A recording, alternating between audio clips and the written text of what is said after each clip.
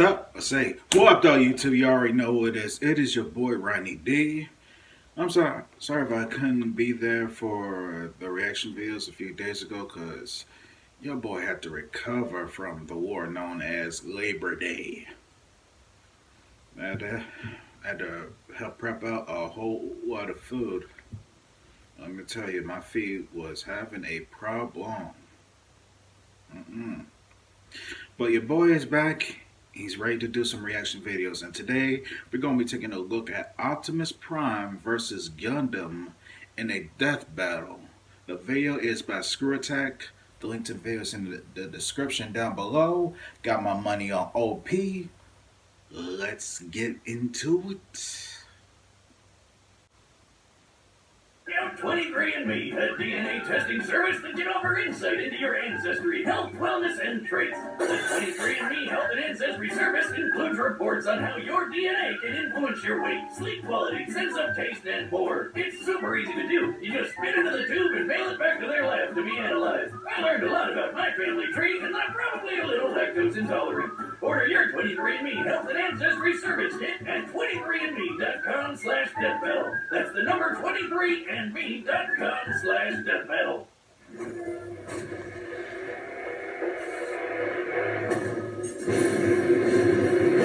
Across this vast world of different nations with different people, it is the clash of opinions which truly divides us. However, there is one universal truth which absolutely everyone can agree on. Giant robots are freaking awesome! Like Optimus Prime, the original G1 Transformer. And the RX-78-2, the original Mobile Suit Gundam. These aren't just any robots, they're the old school classics, the first of their kind, and we're in for a robo battle of East versus West. Well, Optimus was originally a Japanese one. He's Whiz and I'm Boomstick. And it's our job to analyze their weapons, armor, and skills to find out who would win a death battle.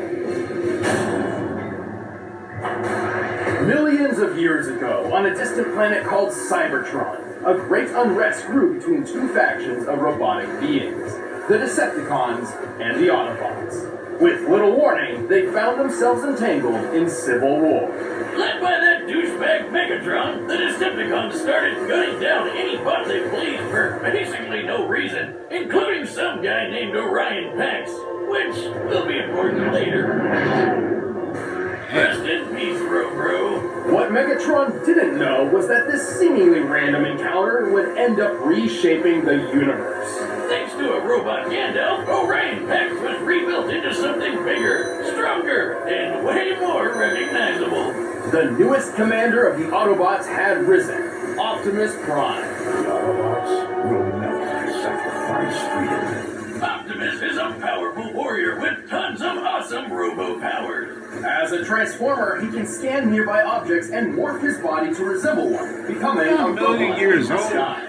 His favorite is a classic 1979 Kenworth K100 tractor. An oldie but a goodie which sports 500 horsepower and can book it over 80 miles per hour. He even gets a trailer which, when he doesn't need it, mysteriously disappears into thin air. No, really, where the hell does that thing go? I need to know. More importantly, the life force of every transformer resides in their spark, sort of like a soul. And Optimus is no different, except that his spark gives him a few unique abilities. Yeah, his spark's pretty rare. Compared to other robo people, it gives him increased strength, speed, and durability. He can shoot laser beams from his hands, fly with either a jetpack or his feet boosters, and move his limbs around while they're detached like some sort of ghost robot Rayman. Ooh! Optimus is referred to as a 0.1%er. That is how rare a being of his caliber is. Is that what all those people on Wall Street were protesting? Even then, many of Optimus' abilities are further enhanced thanks to his possession of one of the most powerful artifacts in Cybertron's history, the Matrix of Leadership. Oh, yeah, you know, it's nothing much. It's just a piece of robot god. The Matrix is a conduit for the power of Primus, the creator of the Transformer race. With this, Optimus can heal some of his most grievous wounds. What? Not all the time. Like, you know, when he died. And use the power of the Matrix to light our darkest hour. Well, he has an impressive arsenal to hopefully keep that particular problem from coming up again. Yeah, never again. Regardless, he wields the Ion Blaster, a giant death cannon which Prime One hands like a boss. This big old rifle fires bolts of energy strong enough to take down most Decepticons, and can even be fired into space from ground level. Even better, it never seems to run out of ammo. One can only dream. Optimus Prime also carries numerous weapons composed of Energon, a raw energy force used by Transformers to power their technology and, well, themselves. He's got a glowy Energon axe and Energon swords, perfect for slicing up robots of all sizes. And I guess they probably work pretty good on people too. Fighting fire with fire, Optimus Prime led the fight against the Decepticons for several millennia. Eventually, the war even found its way to our own Earth. But we've got nothing to worry about with Optimus protecting the planet. He's tanked blasts that would tear other bots apart, like when this mega refinery exploded. It can be seen from outer space. He's punched the ground so hard, the trees around him freaking exploded. Child's play, Boomstick. He's strong enough to tip this large oil tanker, which, when compared to the real-life Sea-Wise giant, must weigh over 700,000 tons. He's tossed a satellite into orbit and punched hard enough to crack Six Shot's chest plate. Who boasted that his armor was drawn from the compacted subatomic matter of a collapsed star. Just to let you know, such a star would have a density of over 300 billion tons per cubic inch. Dang. While great density doesn't necessarily beget great toughness, this still means Six Shot's armor was 500 billion times more dense than osmium, the most dense natural material on Earth. You're the most dense natural material on Earth. What'd you say? And our robo-commander wrecked it. He's fast enough to catch up to this Decepticon space shuttle in just 23 seconds. Given the size of the Earth here and the angle of ascent, we can determine he's moving around 125,000 miles per hour. He's also a talented leader, capable of commanding 1,000 battles at the same time via the Omniglobe. Like Skynet, but in a giant disco ball. He's used that crazy strength of his to punch through Megatron, who once tanked an explosion big enough to knock Cybertron out of orbit. And thanks to the weird robo magic of the Matrix, he's even defeated Unicorn, Unicron. who's basically a giant robot Satan who eats planets. This guy is unstoppable. Not necessarily. Optimus is certainly powerful, but after all is said and done, he has one major weakness. To violate that law would destroy our honor. He's just too nice. Yeah, he's kinda all about the whole honor and fair fighting thing, which kinda screwed him over more than once, and even got him killed multiple times. Plus, he killed himself once just because he accidentally broke the rules in a friggin' game. Damn. But when his back is to the wall and all hell's breaking loose, he'll fight to the end, riding the eye of the storm. One shall stand, one shall fall. In the year 2179, humanity has embraced the stars. Well, mostly. Right. After a somewhat united humanity expanded across the solar system, the ideologies between those on Earth and those in space began to drift apart. A new space-noid republic, the Principality of Xeon, arose to challenge the Earth Federation. Space Noid? That like the Domino's pizza mascot, but in space? No, more like space Nazis. I guess it's no surprise that they started a war by gassing a populated space colony and dropping the whole thing on the planet. Man, that's messed up. But that's just how it started. For the real star of the show, some smart guys put their heads together and came up with the coolest thing they could think of. Giant fighting robots. These were mobile suits, and one of Earth's nuttier engineers had developed a suit which would put all others to shame. This was the RX-78-2, otherwise known as the Gundam. There have been lots of mobile suits named Gundam, but this was the original granddaddy of them all. This experimental mobile suit was hidden on a remote colony, but before its maiden voyage with the equally classified white base could begin, it was caught in a surprise Xeon attack. With just 2 Zaku suits, the space Nazis wiped out almost all of the white base's military crew. The only people left to save these secret projects were civilians who had no idea these things even existed. Among those who rose up was a young boy named Amuro Ray. Brilliant, albeit standoffish, Amuro was actually the son of the Gundam's chief engineer, and had already stumbled upon the mech's coded blueprints. So he grabbed the owner's manual, jumped in the Gundam, and flew into the fight. Damn, not too shabby for going off just the manual. Amuro quickly adapted to his complex controls thanks to its learning computer system, designed so the Gundam itself can learn its pilot's limitations and compensate. Its body is made of a super durable Luna titanium alloy called Gundarium. Of course. Yet another fictional metal that's way better than anything in real life. For weapons, it's got twin 60mm Vulcan guns for ears. It's got a shield that can block shots strong enough to take down warships, and a gravity hammer, a supersized flail that's rocket propelled. Whoever came up with that is my goddamn hero. Same with the guy who built the ultra-destructive beam rifle. That would be the ingenious Dr. Minovsky. Thanks to him, the beam rifle is a marvelous feat of weapons engineering. Minovsky had developed a way to miniaturize the enormous megaparticle cannons found on warships without losing any power. The result is a Gundam-sized rifle that can take down entire fleets of ships all on its own. It's like having a pistol with all the power of 1,000 tanks. A single shot could easily tear through a 13,000-ton Musai-class warship. Given the official stats of the ship, to tear it asunder like so would require a strike worth nearly 9,000 tons of TNT.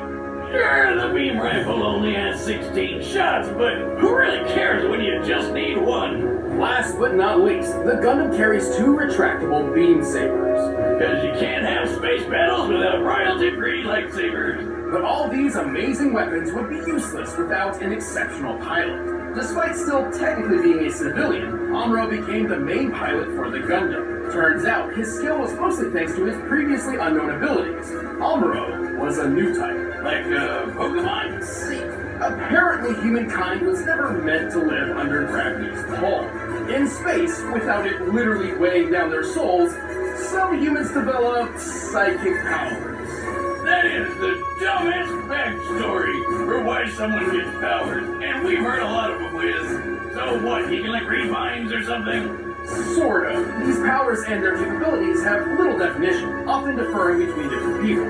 Most new types can instantly understand each other upon contact, even drawing kinship between sworn enemies. Amuro's abilities in particular grant him something akin to precognition. He can predict exactly what will happen on the battlefield and where his enemies will be, and can capitalize on it if he reacts fast enough. How could he possibly predict I'd attack from the other side? He shot down targets too fast for the eye to see, and navigated his friends through a collapsing fortress with no casualties. By the end of the war, his own reflexes were pushing the limits of the Gundam itself. A magnetic coating was added to the Gundam to compensate, reducing the suit's friction and increasing its speed by 27%. Over 14 years of military service, Amuro became a legendary pilot. He even learned how to use these super fast funnel guns with his psycho wasp powers. Speaking of speed, the Gundam is comparable to the red Zaku piloted by Amuro's rival Char, which is 3 times faster than the standard green model.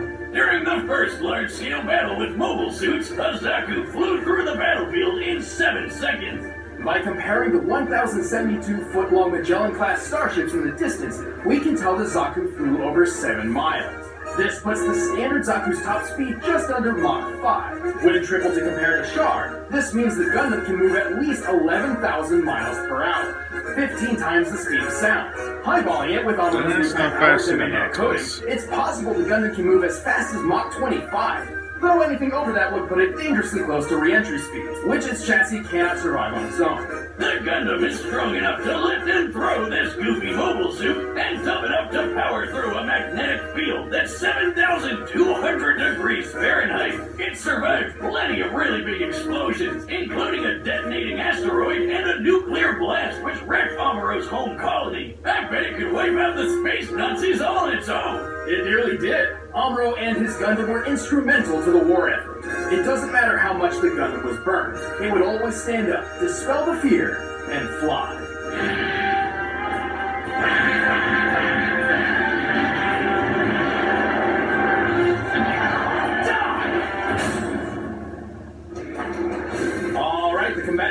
set. Let's end this debate once and for all. But first, let me transform your eating habits. Skip. By now, Skip it, narrator. the Blue Apron, the Skip leading- it. A few moments later. Thank you.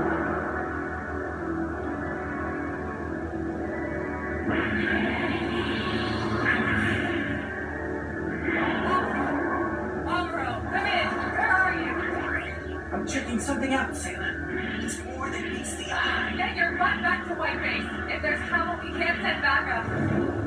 What's wrong?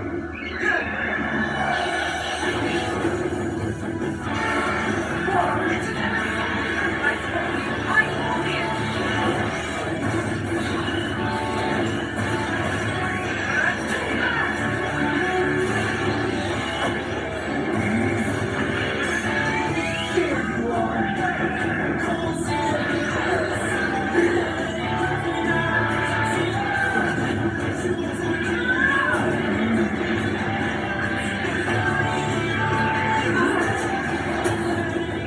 Decepticon. I have been in battle for countless eons.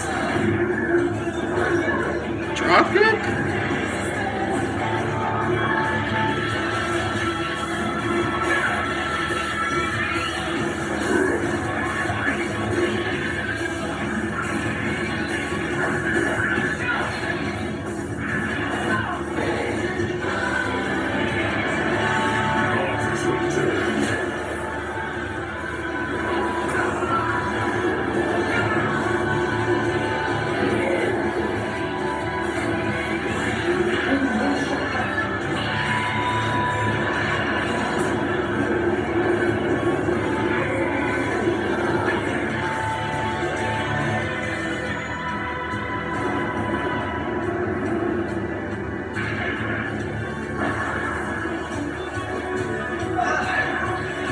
Not today.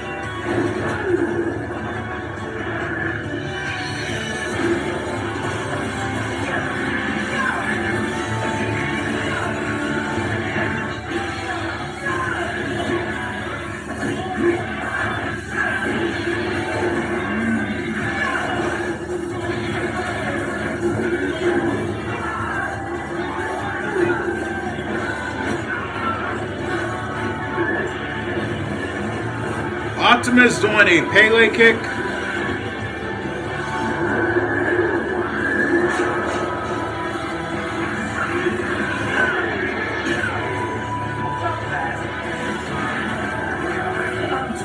I must stand, so you shall fall.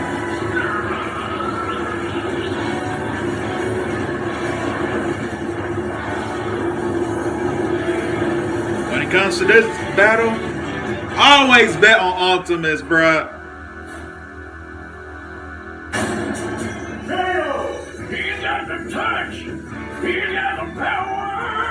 The Gundam was an impressive machine, and Amuro was a skilled pilot, but Optimus's millions of years of battle experience completely overshadowed Amuro's 14. Also, we already know that Optimus was over 6 times faster and 9,000 times stronger. Yeah. Holy hell! Who knew Optimus was so freaking buff? But the Gundam held plenty of its own advantages. With Amuro's super future sense powers, he could keep up with Optimus's speed. And with the Gundam's firepower, who cares how much it could lift? Unfortunately, the Gundam's limited ammunition meant this couldn't last. And even then, Optimus could certainly survive a shot from the beam rifle. Remember that refinery explosion Optimus survived? The one you could see from outer space? This blast left an enormous gash on the planet Cybertron. To measure the power of this explosion, we needed to compare it to the curve of the planet.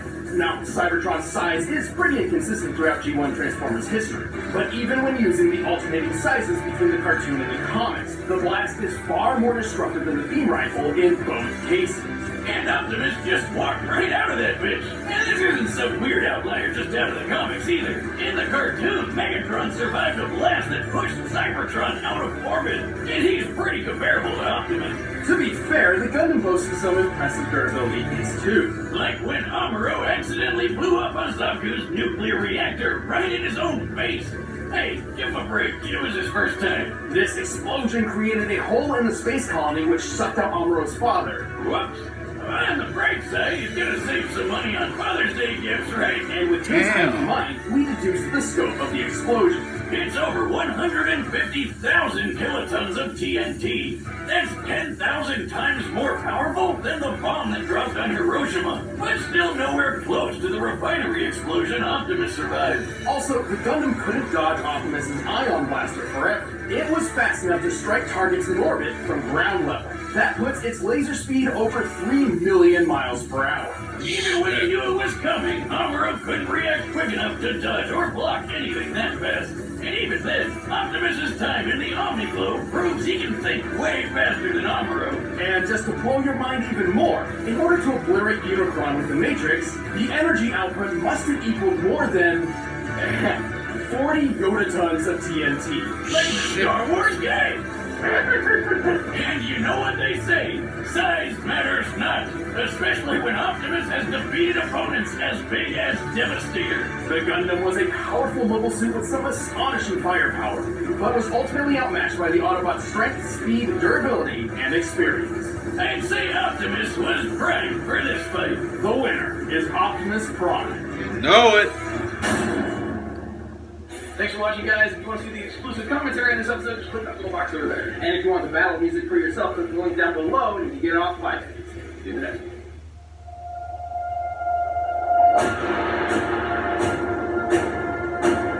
Oh, they're gonna be doing live action death battle?